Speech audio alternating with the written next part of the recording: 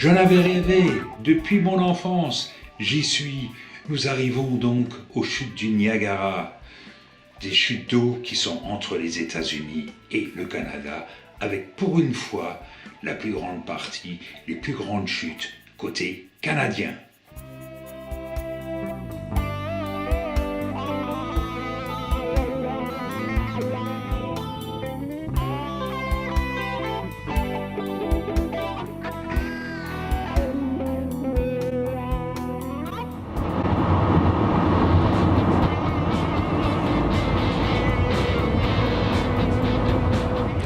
Nous avons quitté Toronto.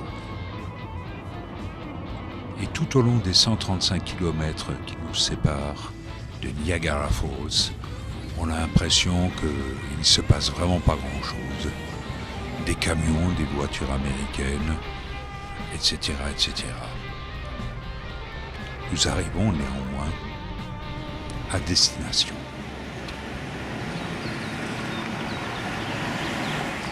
Niagara Falls est une ville de 81 000 habitants, construite à proximité directe du site des chutes du Niagara.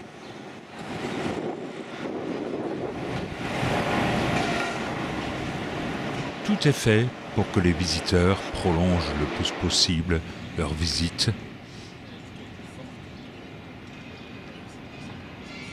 Il y a une très bonne infrastructure hôtelière, il y a des casinos, des tours d'observation, des restaurants, enfin tout ce que vous voulez. Il y a de quoi dépenser de l'argent. Ah, il faudra que je dise à Spiderman qu'il a un copain à Niagara Falls. Niagara Falls se situe entre le lac Erie au sud et le lac Ontario au nord. Et les chutes du Niagara, sont un spectacle absolument majestueux. On va le voir d'ici peu. Première constatation, c'est qu'on peut voir les chutes du Niagara du côté canadien alors qu'elles tournent le dos aux États-Unis. On peut accéder aux chutes du Niagara par un funiculaire si on est fatigué. Bon, ce jour-là, on l'était. Au loin, la ville américaine de Niagara Falls.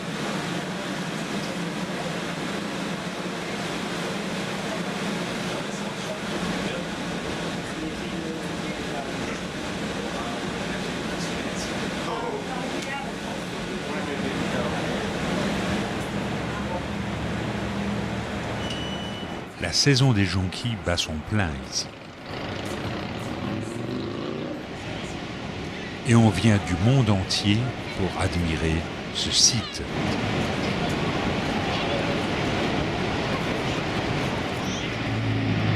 Les chutes du Niagara sont en fait un ensemble de 3 chutes d'eau. Ici, la Horseshoe Fall, la chute du fer à cheval, qui tombe d'une hauteur de 52 mètres, c'est la plus importante.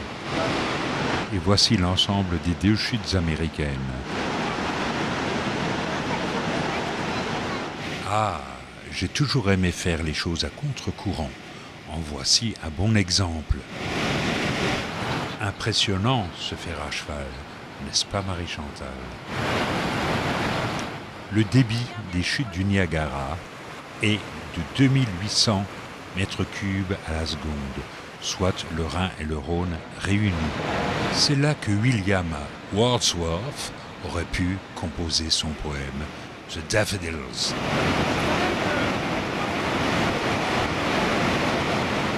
Beaucoup de monde admire ce spectacle. Il y en a qui font également des égaux portraits.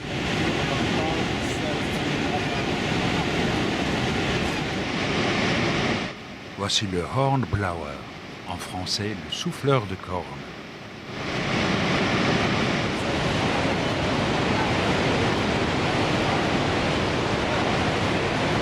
Côté canadien, la vue des chutes du Niagara est entièrement dégagée.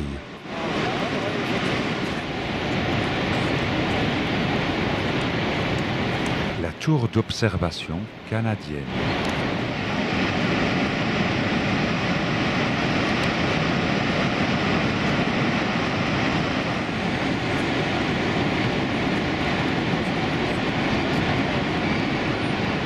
En passant devant une calèche, nous nous rapprochons des chutes américaines et du voile de la Mariée, car c'est ainsi qu'on appelle la petite chute sur la droite.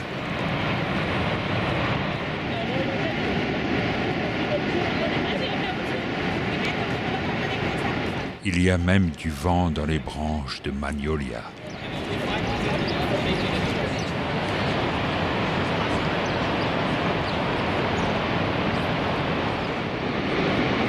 En fait, les chutes américaines n'ont que 21 mètres de haut, jusqu'aux éboulis.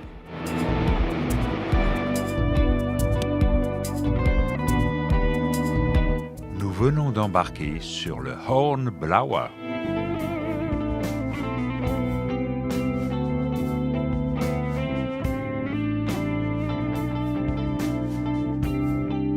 Et vêtus de nos ponchos, nous nous préparons à subir les embruns de la rivière déchaînée. Au passage, j'ai changé de caméra également. J'ai pris une caméra étanche qui a tendance à déformer les perspectives. Et ma Panasonic est beaucoup plus vulnérable. Nous nous rapprochons des chutes américaines et je commence à comprendre pourquoi nous avons revêtu des ponchos.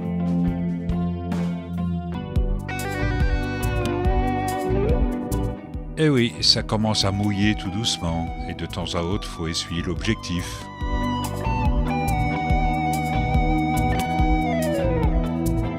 À gauche, Niagara Falls, en Ontario. À droite, la troisième chute du Niagara, le voile de la Mariée.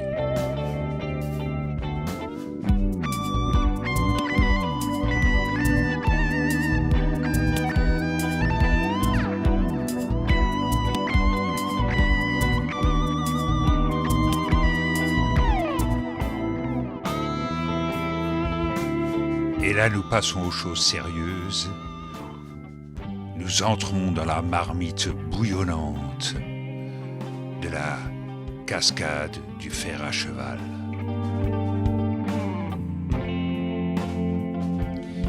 La cascade génère un souffle puissant et un vent très humide nous submerge.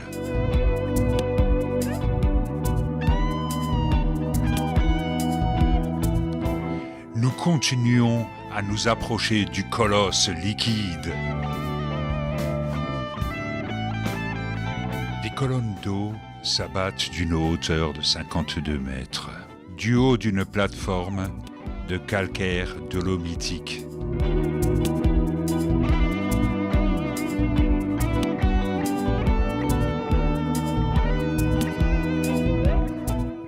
Et après un dernier passage devant les chutes américaines, nous regagnons la terre ferme.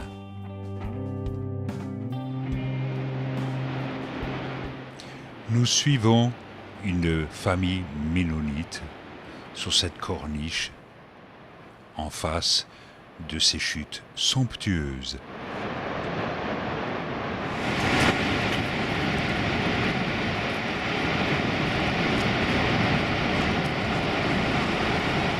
Ô temps, suspends ton bol, et vous, heure propice, suspendez votre cours. Laissez-nous savourer les rapides délices des plus beaux de nos jours.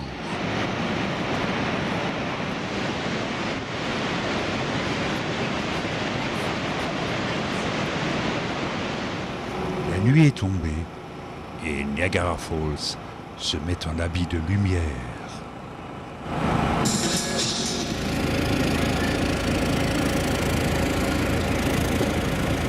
Ce remue-ménage lumineux nous fait penser à une autre capitale du jeu, Las Vegas.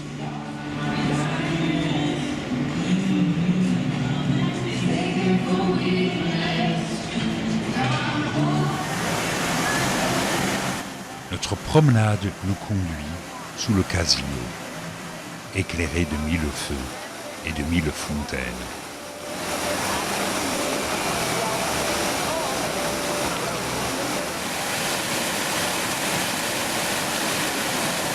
Les chutes du Niagara sont, semble-t-il, éclairées pendant la nuit.